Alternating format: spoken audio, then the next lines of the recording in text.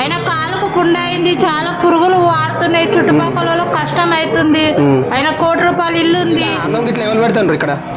ఇప్పుడు ప్రస్తుతానికి గాలిలో మాకు అది కన్నం పెట్టలేదు, అది పెండ్లమేనా మా పబ్లిక్ అంతా వస్తుంది. మరి మేము కావాలా నీ గురించి కడుపు కన్నం లేదు. కొన్ని రోజుల నుంచి కాళ్ళకి నొప్పి అయింది మొత్తం. వాళ్ళకి పురుగులు స్మెల్ బి బ్యాడ్ వస్తుంది. ఆ కార్ దగ్గర వేసిర్రు. మాట్లాడిన ఛాన్స్.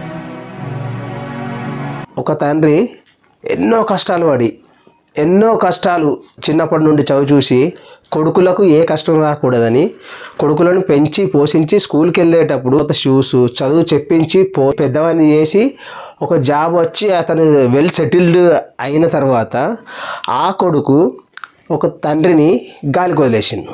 కాలంతా డ్యామేజ్ అయింది. కాలంతా డ్యామేజ్ అయితే వీళ్ళు హాస్పిటల్కి చూపించాల్సిన 6 నెలల నుండి కష్టపడుతుండే, 6 నెలల నుండి ఇబ్బంది పడుతుండు. 6 నెలల్లో ఒక్కరు చూపించడం లేదు. ఒక్కరు హాస్పిటల్ తీసుకెళ్లే వాళ్ళు లేరు, బిడ్డలు తీసుకెళ్లరు, కొడుకు తీసుకెళ్ళాడు. భార్య అంతకంటే ఆయన ఏమైనా పర్వాలేదు అంటుంది డైరెక్ట్. ఆయన ఏమైనా పర్వాలేదు, మాకేం సంబంధం లేదు. అతను పడుకునే ఏరియాకి కూడా వాళ్ళు ఇష్టపడతలేరు. పక్కపొంటి పడుకోబెట్టుకోవడానికి అంటే కనీసం ఒక రూమ్లో సపరేట్ ఇచ్చి ఆ రూమ్లో పడుకోమని అందామని ఆ సిచ్యువేషన్ తీసుకొద్దామన్నా కూడా వాళ్ళు ఆ రూమ్లో పడుకోవడానికి కూడా ఇష్టపడతలేరు. ఆ రూమ్కు లాక్ వేసిర్రు. ఈయన వెళ్ళి రోడ్డు మీద పడుకుంటాడు. వీళ్ళు ఏమన్నా అన్నం ఇస్తే తింటుండు. కోట్ల ఆస్తి సంపాదించి పెట్టిండు కొడుకు ఏ కష్టం రాకూడదని ఫ్యూచర్లో. అలాంటిది అన్నీ చేసిన ఇతనికి ఏం మిగిలింది? రోడ్డున పడేసిర్రు. నెక్స్ట్ రోడ్డున పడేసిర్రు.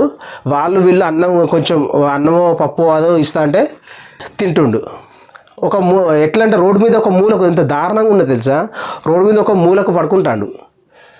ఆయన కాలుకు ఈగలు ఇట్లా పురుగులు పడుతున్నాయి, ఈగలు, దోమలు. అసలు ఆయన నరకానికి మరో స్పెల్లింగ్ అంటే అతనే.